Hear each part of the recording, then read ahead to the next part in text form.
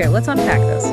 I want you to picture a very specific moment. It's described so vividly in the research we're looking at today. The house has just gotten quieter. Right. Maybe for the first time in 20, 25 years, it is truly quiet. The last tuition payment cleared, the last box is in a dorm room, and that calendar on the wall, Was the one that was just a mess of appointments. Exactly, like a game of Tetris, and suddenly it just opens up. It's the empty nest phase.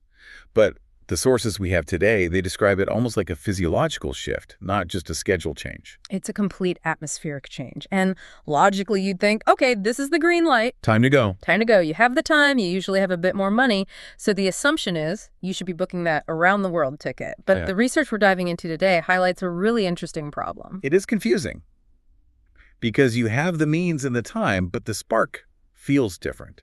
The sources say a lot of people in this demographic look at a travel brochure and just feel tired. Exhausted before they even book the flight. They see an itinerary and they don't see adventure. They see work. Right. It feels different. And not because you don't want to go. That's the key distinction here. The desire is there. The curiosity is there. But the method, the actual mechanics of travel, it feels broken. It feels noisy. Yes. That's the word that keeps coming up. What used to feel adventurous in your 20s now just feels like noise. Which brings us to the core mission of this deep dive. We aren't talking about more travel. No. We're analyzing a concept the sources call the unburdened journey. I love that term, the unburdened journey. It sounds like something out of a fantasy novel. But it's actually very practical. We're going to look at why, for this specific group, the goal has shifted from, novelty and adrenaline to something else. Ease, presence, and time certainty. Exactly. And to understand that, we have to look at where we came from. We have to look at the baggage, pun intended, from the last 20 years. The analysis in our stack talks about something called parenting travel mode. Oh, absolutely. If you've raised kids, you know parenting travel mode intimately. It's basically high-stakes project management disguised as a vacation. That's a great way to put it. I mean, think about it. When the kids are young, are you ever really on vacation? No. Yeah. You're on duty. You're just on duty in a prettier location. Exactly. You are the Sherpa carrying the gear. You are the entertainment director. You're the diplomat in the backseat of the rental car. Oh, the backseat negotiations. The sources say your primary state during family travel is hypervigilance. You're constantly scanning for friction. Is everyone fed? Sunburned? Are we going to miss the flight? Making it work. That's the mantra. You are the buffer between your family and the chaos of the world. Precisely. You're the director managing everyone else's experience. And the thing is, you get really, really good at it. It becomes your default. It becomes your definition of what travel is. Yes. A logistical puzzle you solve every day. Yeah. But then, the kids leave. The clients are gone. The project is over. Right. But you're still trying to act like the project manager. And that's where the friction happens.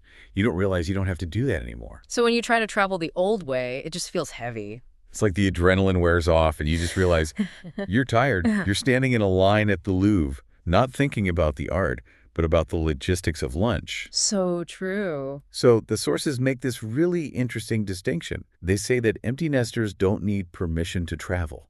They need permission to travel differently. Exactly. Let's dig into that difference. Because a lot of people might hear travel differently and think, oh, you just mean luxury, first-class flights. But it's deeper than that.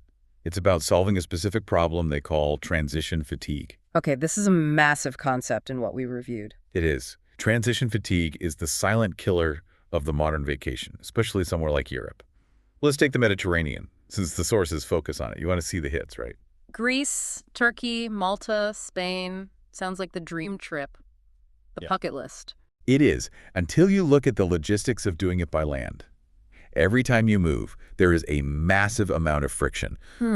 Walk us through it.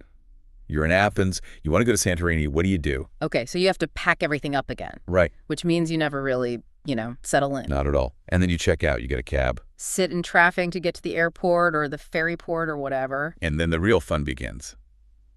The waiting. Oh, the lines, security lines, customs lines, boarding lines. Then you get on the transport. You get to the new island. You fight for a cab there. You get to the new hotel. You check in.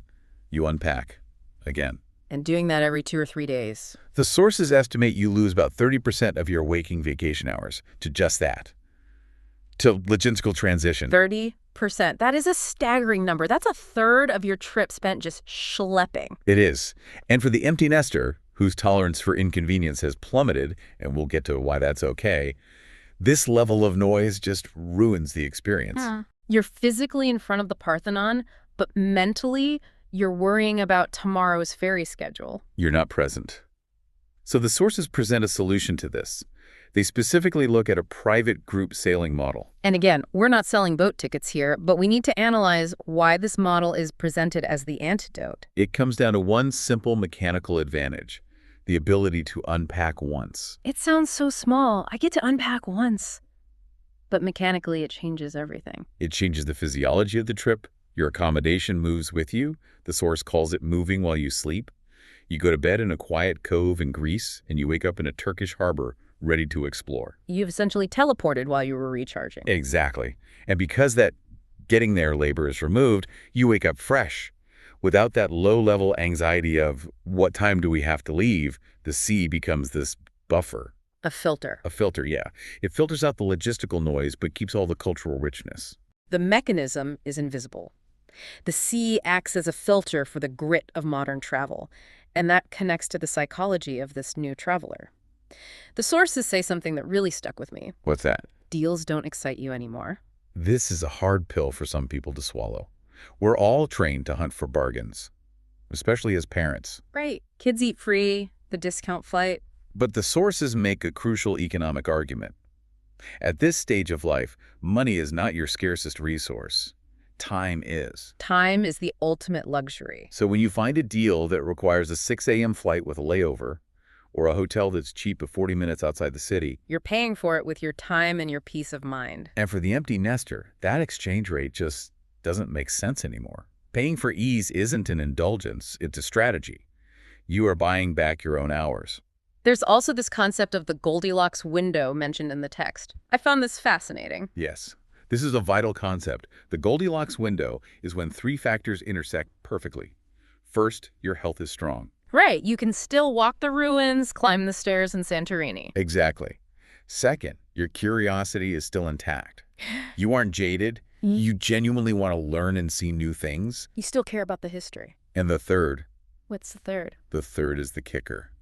Your patience for chaos is gone. Oh, that is so true. I feel that deeply. And it's important to validate that. The source says this isn't something to be ashamed of. When you were 20, you could sleep on a train station floor and call it an adventure. You could laugh about the hostel being dirty. No, that's just annoying. It's just bad planning.